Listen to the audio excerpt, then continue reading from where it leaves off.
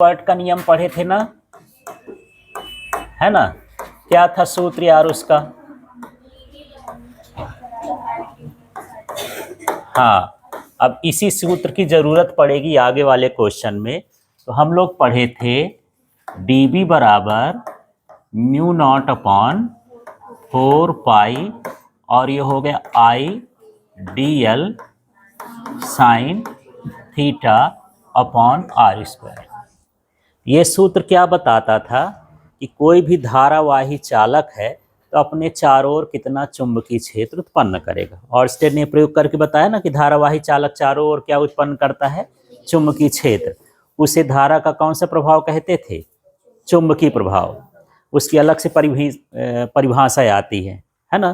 तो धारावाही चालक अपने चारों ओर चुंबकीय क्षेत्र उत्पन्न करता है, उसे धारा का चुंबकीय प्रभाव कहते हैं। और इसकी खोज किसने की थी? ऑर्स्टेड ने। फिर बायो और सेवर्ट आए, दोनों ने एक फार्मूला दिया जिससे ये पता चलता है कि कितना चुंबकीय क्षेत्र उत्पन्न होगा, है ना? अब यहाँ पर इसका जो कुछ अलग से पॉइंट है तो उसको समझ लेते हैं। जो चुंबकीय क्षेत्र की तीव्रता का मात्रक होता है वो क्या होता है? टेस्ला, है ना? और इसको दर्शाते हैं कैपिटल टी से। कभी नाम सुने होंगे, एक साइंटिस्ट थे निकोलस टेस्ला, उन्हीं के नाम से रखा गया है ना? और जो जितने भी उपकरण होते हैं ना उसमें एक कुंडली लगाई जाती है, तांबे के तार के घेरे लगाए जाते हैं। कभी पंखे की दुकान में जाना, जहां मोटर की बाइंडिंग होती है उसके दुकान में जाना, तो तांबे के बहुत सारे ऐसे घेरे लगे होते हैं, उसको कुंडली कहते हैं। और उसका दूसरा नाम टेस्ला कॉइल होता है और उस कॉइल के अंदर चुंबकीय क्षेत्र उत्पन्न होता है, इसलिए उन्हीं के नाम से क्या रखा गया है? ये टेस्ला इसका मात्रक। ठीक। दूसरा ये हो गया कि ये जो चुंबकीय क्षेत्र की तीव्रता होती है ये कैसी राशि होती है? सदिश राशि होती है। ठीक है। अब यहाँ पर कभी कभी पूछता है कि ये जो बायो सेवर्ट का नियम है तो ये चुंबकीय क्षेत्र की तीव्रता तो बता रहा है, तो ये जो फार्मूला है यहाँ पर आपको दिख रहा है ये केवल परिमाण को बताता है। सदिश में दो चीज़ें होती हैं, एक होता है परिमाण और एक होती है दिशा। तो यहाँ पर बायो सेवर्ट का नियम का सदिश रूप आ जाता है कभी कभी। तो हम सदिश रूप कैसे बनाएंगे देखना। ये dB तो लिखा ही है ना, इसमें सिर्फ क्या लगा देना है? वेक्टर लगा देना है। फिर यहाँ पर मैं ये कर दिया क्या? म्यू नॉट अपॉन 4 पाई। ठीक है। इसके बाद यहाँ पर मुझे ये बताओ, क्या धारा सदिश है कि अदिश है? धारा क्या है? अदिश राशि है, तो इससे सदिश तो बन ही नहीं सकता। तो एक काम करते हैं, एक आर ऊपर लिख देंगे। तो ऐसा लिखेंगे, मैं आई को अलग कर दिया और कोष्टक में लिख दिया dl और क्रॉस में क्या लिख दिया? r। ठीक।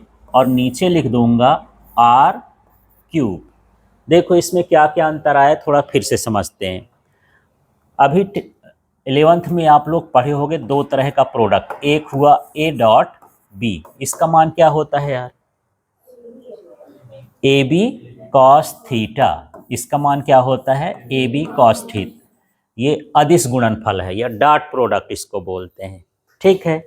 और एक पढ़े हो आप लोग A vector cross B vector बराबर ये होता है AB साइन थीटा। समझ में आ गया? तो इसमें साइन है, इस फार्मूले में क्या है? साइन। तो मुझे बताओ कि ये वाला फार्मूला लगाऊं कि ये वाला लगाऊं, क्रॉस वाला कि डॉट वाला? क्या लगेगा? क्रॉस वाला। इसलिए यहाँ पर ये क्रॉस लगाया हूँ। समझ में आ गया? दूसरी बात ये है कि यहाँ पर आई में क्रॉस लगा के क्यों नहीं लिखा हूँ यार? आई क्या है? अदिश है और हमको गुणनफल कौन सा निकालना है? सदिश का।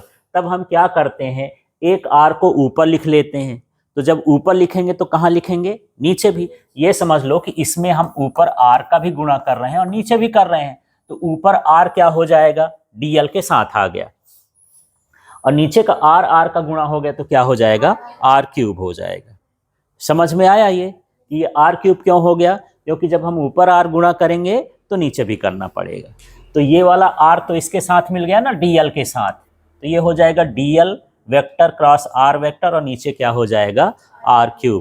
तो कंफ्यूजन में क्या हो जाता है, जब चार ऑप्शन देता है तो उसमें आर स्क्वायर भी लिख के देता है, आर क्यूब भी लिख के देता है, आर भर लिख के देता है। तो हमको याद रहता है यार बायो सेवर्ट के फार्मूले में तो आर स्क्वायर है, तो हम कौन सा वाला सही करके आ जाते हैं, आर स्क्वायर वाला। लेकिन जब सदिश रूप पूछेगा तो कौन सा सही है, आर क्यूब वाला। यदि मैं इसको विस्तार कर दूं, खोल दूं, तो देखो इसको खोल के कैसा लिखूंगा, ये हो जाएगा म्यू नॉट अपॉन 4 पाई, ये लिख दिया आई। अब जैसे देखो ए और बी को तोड़ने पर क्या आता है, ए बी साइन थीटा, तो डी एल आर को तोड़ने पर क्या आ जाएगा, डी एल, हाँ क्या हो जाएगा डी एल, और साथ में क्या होगा आर, और फिर क्या हो जाएगा साइन थीटा, और बटे में क्या हो गया आर क्यूब, तो ये आर इससे कटेगा तो स्क्वायर, वही का वही आ गया। ठीक है, तो इसका ये कौन सा रूप कहला गया, सदिश रूप। और ये इंपॉर्टेंट है, ये तीनों चीजें परीक्षा में आती हैं। समझ में आया? ठीक। तो चुंबकीय क्षेत्र का मात्रक क्या कहलाया, चुंबकीय क्षेत्र की तीव्रता टेस्ला, किसके नाम पर रखा गया है, निकोलस टेस्ला। किसके नाम पर रखा गया है, निकोलस टेस्ला। ये कैसी राशि होती है, सदिश राशि होती है। अब यहाँ पर ये कौन सा रूप हो गया उसका, सदिश रूप। इस फार्मूले का क्या हो गया, सदिश रूप हो गया। आई के साथ वेक्टर क्यों नहीं लगाया, अदिश राशि है। ठीक है, आर क्यूब क्यों आ गया, ऊपर नीचे गुणा किए, क्योंकि यदि हम गुणा करेंगे तो डीएल के साथ एक चीज और चाहिए ना, तभी हम उसको गुणा में ले, जैसे ए है, वो ए का किससे गुणा करें पता ही नहीं है, आई से तो कर नहीं सकते क्योंकि वो कैसी हो गई, अदिश। ठीक है, सदिश का गुणा किससे करना है, सदिश का करना है। ठीक, तो चलिए अब आगे के हिस्से में चलते हैं। ये वाला क्लियर हो गया, ये छोटी छोटी चीजें हैं। अब एक थोड़ा सा बड़ा सा क्वेश्चन आता है कि मेरे पास एक धारावाही, धारावाही का मतलब है जिसमें धारा प्रवाहित होती, धारावाही कौन सी कुंडली है, वृत्तीय कुंडली है। तो इसके केंद्र पर चुंबकीय क्षेत्र की तीव्रता क्या होगी, धारावाही वृत्तीय कुंडली के केंद्र पर चुंबकीय क्षेत्र की तीव्रता।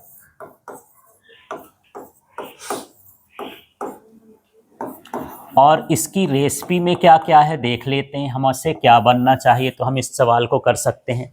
आपसे बन जाना चाहिए इसका क्या, चित्र, और चित्र के बारे में हमको लिखना है। इसके बाद जो है बायो सेवर्ट का नियम लगेगा इसमें। ठीक, क्या होता है नियम, तो नियम केवल सूत्र है, क्या होता है, d B equal to mu naught upon 4 pi, और क्या हो जाएगा I dl sine theta upon r square. ठीक है, और इसके बाद हमको निकाल देना है कुल चुंबकीय क्षेत्र की तीव्रता। ठीक है, और इसके बाद हमको निकालना है यदि कुंडली में n फेरे हों। ठीक, तो सबसे पहले तो कुंडली का मतलब समझें यार, कुंडली होती क्या है। तो मान के चलो आपके पास ये बड़ी सी तार है, ठीक है, ये सीधी तार है। अब इस सीधी तार को इस तरह से ऐसे बना लो, ऐसे, तो ये अब क्या कहला गई, कुंडली। कुंडली का मतलब घेरा, तार का मतलब, कुंडली का मतलब क्या हो जाता है, घेरा हो जाता है। अब इसमें बहुत सारी एन फेरे का मतलब, यदि मैं इसको ऐसे ऐसे लपेटते जाऊं, ऐसे ऐसे, तो ये बड़ी सी कुंडली बन जाएगी ना, इस तरह से। ठीक है, तो एन फेरे का मतलब इसमें 1 2 3 4 5, एक कितनी कुंडली हो गई, 5 फेरे की कुंडली हो गई। तो कुंडली का मतलब समझ में आया, घेरा। और ये तांबे की तार की बनाई जाती है। ठीक है, और हम लोग जान चुके हैं कि धारावाही चालक अपने चारों ओर क्या उत्पन्न करता है, चुंबकीय क्षेत्र। तो इसमें भी यदि करंट बहाएंगे तो ये भी क्या उत्पन्न करेगा, चुंबकीय क्षेत्र। तो ये केंद्र पर चुंबकीय क्षेत्र उत्पन्न करता है, बीचों बीच। ठीक, ये जो पंखा वगैरह चलता है ना, इसी सिद्धांत पर चलता है। इसमें ऐसे कुंडली लगी होती है, चुंबकीय क्षेत्र के कारण इसके अंदर जो लोहा रखा रहता है वो क्या होता है, घूमता है, क्योंकि चुंबकीय क्षेत्र भी इसी तरह से घूमता है। चुंबकीय क्षेत्र क्या होता है, इसके अंदर घूमता हुआ पैदा होता है। तो इसमें कोई चीज यदि लोहे को रख दो तो वो भी क्या होने लगता है, घूमता है। बस इसी सिद्धांत पर काम करता है। तो जो ये पंखे का मजा ले रहे हो, ये इसी सूत्र से ले रहे हो। पंखा, कूलर, ये जो भी मोटर वोटर सब चलता है, ये इसी से चलता है। ठीक है, और इसके अंदर कुंडली, कोई देखा है यार इसका पंखा, किसी घर में दुकान है आसपास, वाइंडिंग कराने गए होगे, है ना, वो तांबे की तार का घेरा होता है, वो सारी चीज क्या होती है, कुंडली होती है। ठीक है, तो मान लो जितना अधिक चुंबकीय क्षेत्र होगा उतना वो ज़्यादा घूमेगा, तो हम क्या करें कि उसका चुंबकीय क्षेत्र बढ़ जाए, तो उसी का हमको सूत्र निकालना है। ठीक है, कि जैसे हम इसमें बड़ी कॉइल नहीं लगाते हैं, बड़ी मोटर होती है तो बड़ा बड़ा कॉइल लगाते हैं, बहुत सारे घेरे लगा देते हैं, ऐसा क्यों करते हैं ये सूत्र सब बताएगा। तो प्रश्न समझ में आ गया। आपके पास क्या है, एक धारावाही वृत्तीय कुंडली है और उसके केंद्र पर हमको क्या ज्ञात करना है, चुंबकीय क्षेत्र की तीव्रता। तो चलो हम यहाँ से देख लेते हैं कि यहाँ मेरे पास एक कुंडली हो गई, यहाँ बना देता हूँ।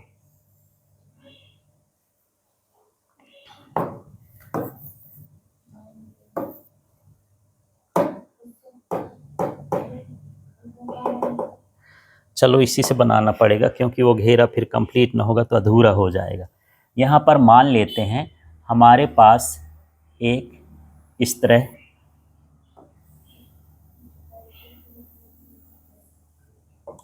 ये वृत्ताकार क्या हो गई, कुंडली हो गई। एक तार थी, सीधी तार, उस तार को हम किस तरह से मोड़ दिए हैं, वृत्त की तरह। इसका नाम, एक सिरे का नाम हम क्या रख देते हैं, x, एक सिरे का नाम क्या रख देते हैं, y। ये वृत्त है तो इसका केंद्र भी होगा और त्रिज्या भी होगी, तो इसका केंद्र हम मान लेते हैं, ये केंद्र क्या है इसका, O है। अब इसमें जब हम बायो-सेवर्ट का नियम लगाने वाले हैं तो बायो-सेवर्ट का नियम तभी लगता है जब हम छोटा सा टुकड़ा लें, अल्पांश लें, तो इसमें हम कहीं पर क्या मान लेते हैं, एक अल्पांश मान लेते हैं। ये हमारे पास क्या हो गया, अल्पांश। इसका नाम क्या रख दूं, dl। ठीक है, और ये अल्पांश से बिंदु की दूरी हो गई क्योंकि केंद्र पर हमको मानना है, और ये क्या कहला गया, r कहला गया। इसमें जो धारा प्रवाहित हो रही है वो क्या है, I है। कोई मुझे बताएगा कि इसमें चुंबकीय क्षेत्र की दिशा कहाँ की ओर होगी यार, अंदर की ओर होगी। कैसे जान गए कि अंदर की ओर होगी, दाहिने हाथ का नियम हम पढ़े थे, है ना। तो अंगूठे को किस दिशा में करना है, धारा की दिशा में। तो जिस दिशा में उंगली मुड़ेगी वो चुंबकीय क्षेत्र की दिशा हो जाएगी। थोड़ा आओ तो यार, हाँ निकालो दाएं हाथ, ऐसे आओ। दाएं हाथ कौन सा है, ये है, ठीक। हाँ ये देख लो, ये ऊपर जा रहा है ना तीर, तो अंगूठा को कहाँ कर लिए, ऊपर, तो उंगली कहाँ जा रही है, नीचे। तो इसके चुंबकीय क्षेत्र की तीव्रता कहाँ की ओर होती है, नीचे।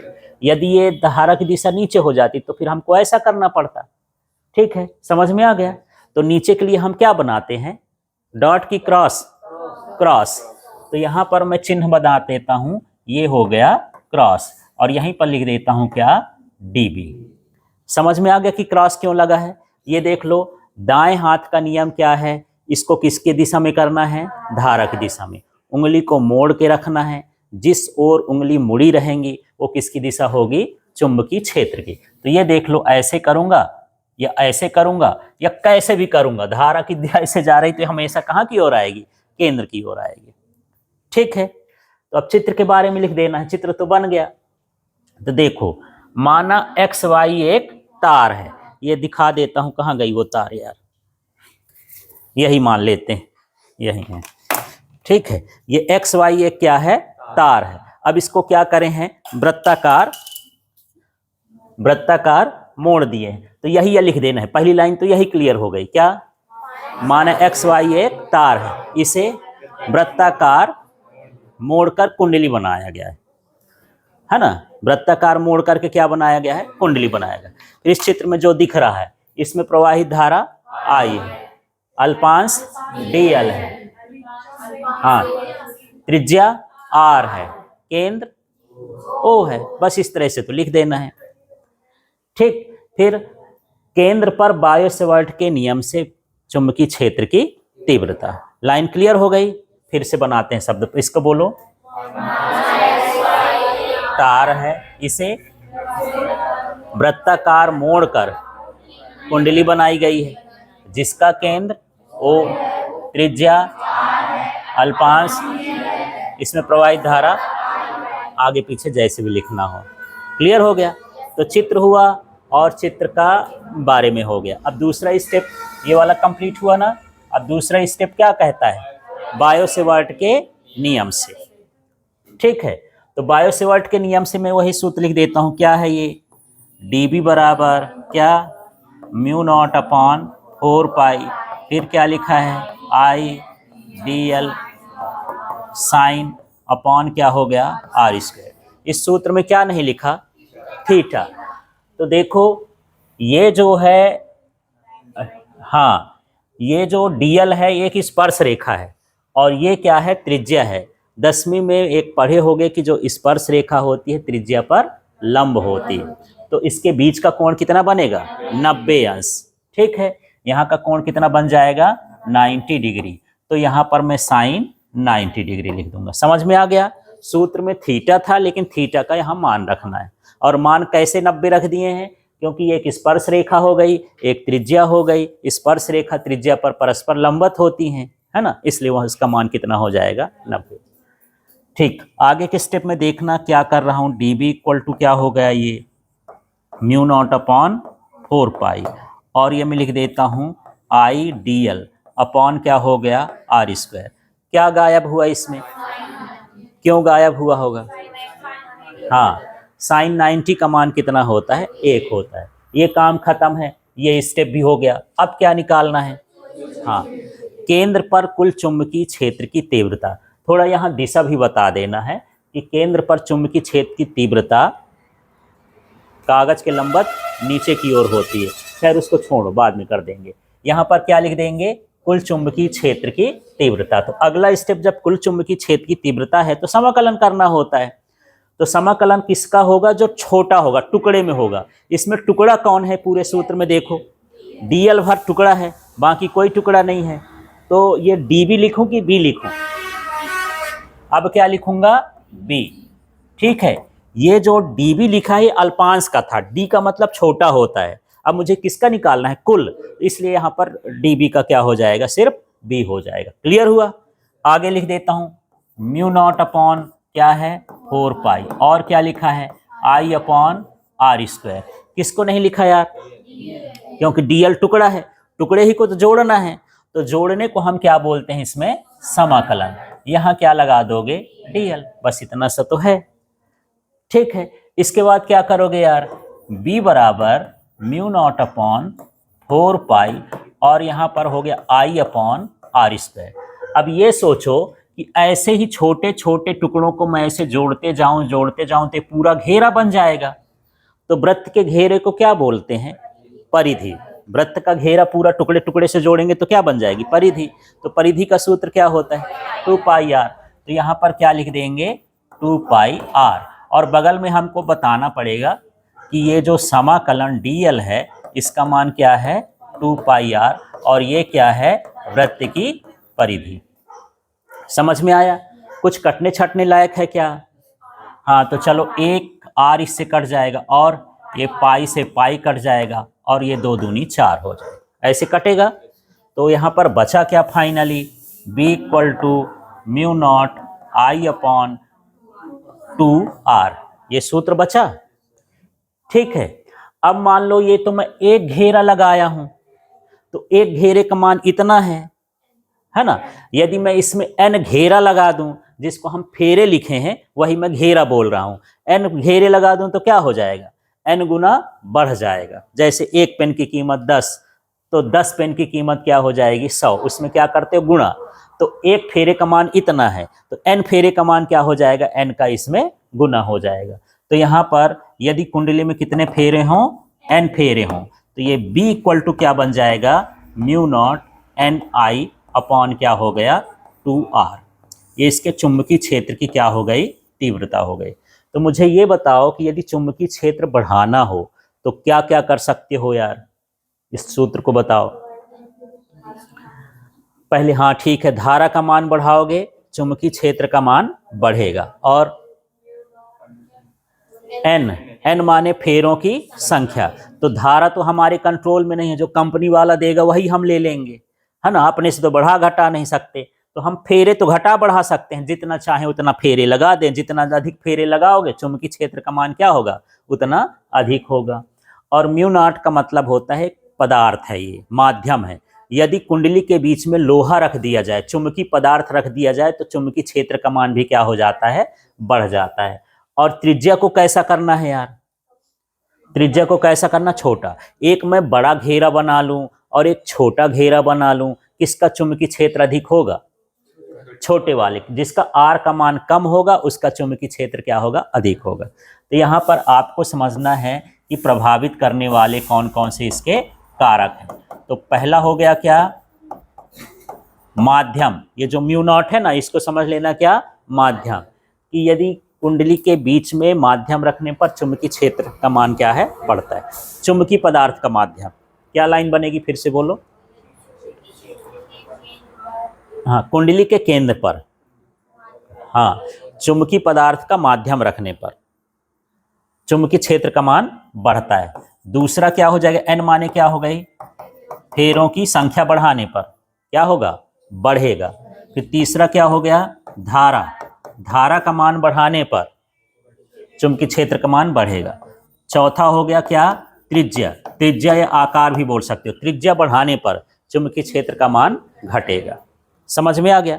तो ये ऑप्शनल है, जब परीक्षा में पूछा जाएगा कि प्रभावित करने वाले कारक है तभी करना है। अब पूरा प्रोसेस एक बार फिर से समझ लो, फिर मैं ये सब हटाता हूँ तब आप लोग करना, ठीक है। ध्यान से फिर से समझ लो। इसकी भाषा फिर से बताओ यार, क्या लिखोगे। माना एक्स वाई एक तार है जिसे वृत्ताकार मोड़ा गया, बस इतने बोल देना, जिसे वृत्ताकार मोड़ा गया। इसका केंद्र O, त्रिज्या R है, अल्पांश dl है, इसमें प्रवाहित धारा I है। थोड़ा सा इसमें दिशा भी लिख देना है। चुंबकीय क्षेत्र की दिशा का केंद्र पर, ये केंद्र है ना, क्या ऐसे इसी का नाम ले लेते हैं तो थोड़ा सा रहेगा। ये चुंबकीय क्षेत्र है ना dB, तो चुंबकीय क्षेत्र केंद्र पर कागज के तल के लंबवत नीचे की ओर होता है। इसके बारे में बोलना, क्या बोलोगे, चुंबकीय क्षेत्र की तीव्रता, फिर इसका नाम, केंद्र पर, फिर इसका नाम, कागज के तल के लंबवत नीचे की ओर। समझ में आ गया। तो सबके बारे में लिखना है, X Y I D L R और ओ, और इसके बाद डीबी के बारे में भी लिखना है कि चुंबकीय क्षेत्र केंद्र पर कागज के तल के लंबवत नीचे की ओर होता है। फिर पूरा स्टेप